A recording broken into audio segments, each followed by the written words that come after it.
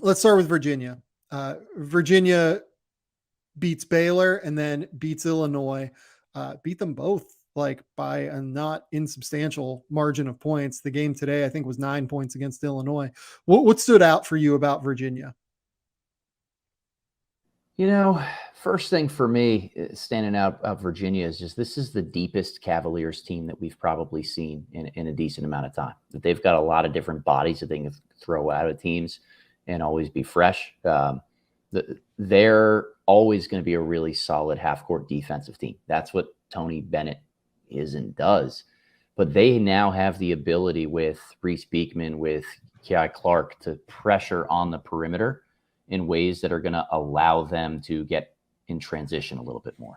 I think that they have some really good individual defenders, some disruptors in the backcourt. You know, Armaan Franklin has started to play a little bit better for them. I'd like Jaden Gardner to come around on the offensive end, maybe to where he was last year.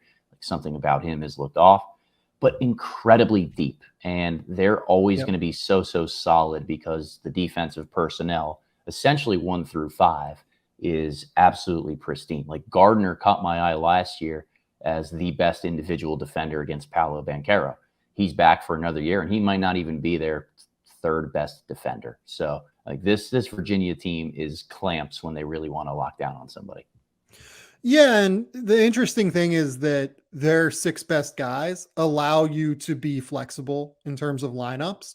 Like you can play big with Caden Shedrick, who I love that dude. Like I absolutely love him. I think he's awesome. He's an incredible rim protector, great rim runner, great finisher, absolutely terrific role-playing big man. I don't know if he's an NBA prospect at this point, but he is like someone worth tracking at the very least moving forward here. Because the other thing is he executes their defensive scheme so well. His ability to fly out and hard hedge, his ability to recover. He's always there and help. He's just enormous. He's long. He's athletic. I love him. I love watching him play. He really gives them that kind of that backing on the back end and allows guys like Reece Beekman and Kei Clark and Armaan Franklin to an extent, but mostly Beekman and Clark to be hyper aggressive at the point of attack defensively and really get into guys like Reece Beekman. He has some moments where like he gets way over aggressive and like flies out and honestly like kind of loses track of his man and the defense breaks down a little bit. But Virginia's pack line scheme under Bennett, for the most part, is a scheme where guys like don't really get a ton of turnovers all the time. Beekman and having Shedrick behind them and having Gardner behind them really allows Beekman and Clark, but particularly Beekman, just to be hyper aggressive out on the perimeter and frustrate opposing ball handlers at the point of attack. And that wears down their opponents. You can see that by the time they get to the final 2 or 3 minutes of games. Like opposing guards are worn out of trying to get in the lane, create separation. I thought it also revealed some individual warts in some of the prospects that they've gone against, like guys who need to tighten their handle in certain ways might not be able to just sustain that type of pressure when defenders put it on them. But I think that's absolutely right, that this Virginia team is going to have a little bit different of a dynamic because they not just have guards who can apply that type of pressure, but reliable big men down low who are going to hold down the fort, who are going to protect the basket at any costs. And that's, to me, if that fuels Virginia's offense in ways where they can play in transition a little bit more, because like Reece Beekman is flying. As soon as they're getting the ball, like he wants to take off and go on a full out assault on the rim. So if this is a team that can get 10, 12 points in transition a game, like look out. They're just not going to make any mistakes in the half court, and they're going to be so solid in other ways that they're going to win a lot of games this year.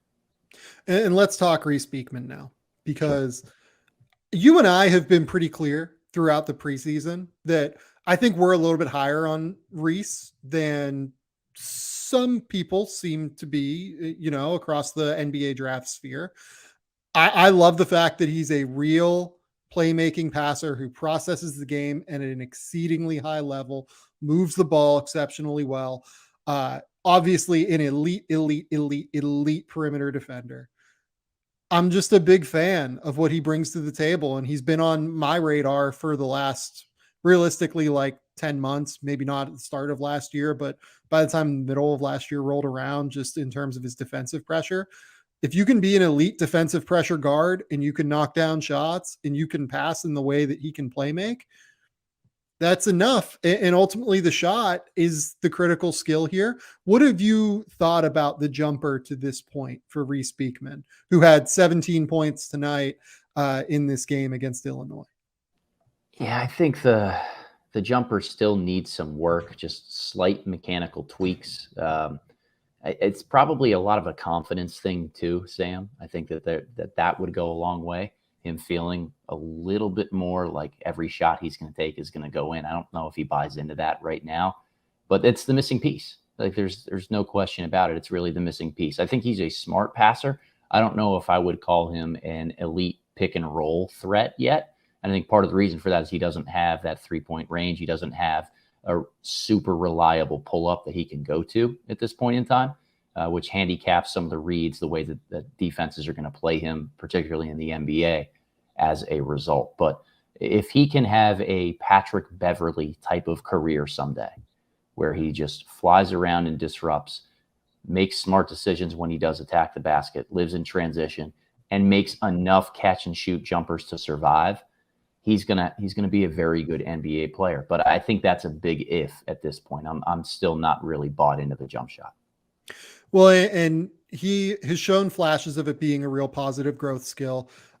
Illinois went way under a ball screen of his today, and he just flattened out, set his feet, took the shot, and was just happy to do it. Right? Like I think that's the thing.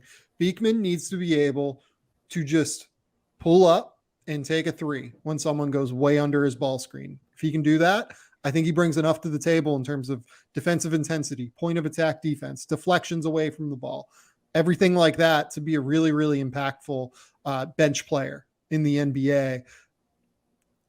The ability to put pressure on the rim, though, is a real question for him. And look, like I'm not saying that Reece Beekman's a first-round pick. I don't think he is at this point.